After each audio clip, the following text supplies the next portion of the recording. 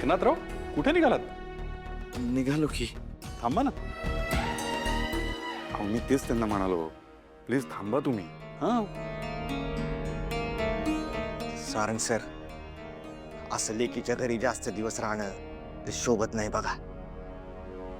दादा, काळाप्रमाणे विचार बदलायला हवेत आपण. हे असं विचार करून कसं चालेल? आणि मला सांगा, कुठे जाणार तुम्ही? पांडुरंग आहे की, तो घेईल की काळजी. अगं माझं 2 मैत्र आहेत, त्यांनी सांगितलंय. मित्रापेक्षा मुलीचं घर जवळचं वाटत नाही तुम्हाला? वाटतं की. का नाही वाटणार जावई बापू? फार कसं आहे ना, जेवणात मीठ पाहिजेच. चव येते ना त्यानं जेवणाला. पर तेच मीठ जर जास्त झालं तर जेवण बेचव होतं बघा.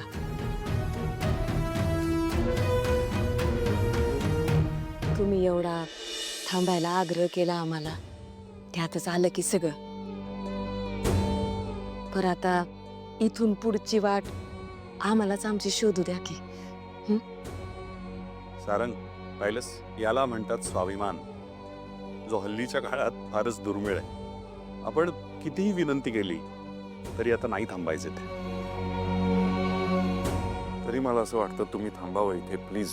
हे बघा, मी तुमच्या मताचा, तुमच्या निर्णयाचा पूर्ण आदर करतो, पण कधीही काही लागलं तर हक्कानं इथे या. अहो, आपलंच घर आहे, आपलीच माणसं आहेत. सारंग साहेब, थँक्यू बर का. कशासाठी? ते तुम्ही गिफ्ट दिलं ना मला त्यासाठी. अरे मी विसरलेच. मी घेऊन येते. नाही नाही नाही, तू कशाला त्रास करून घेते? माझी गिफ्ट आहेत, मीच घेऊन येते. जरा जरा पकडा पकडा, लय असतील पिशव्या.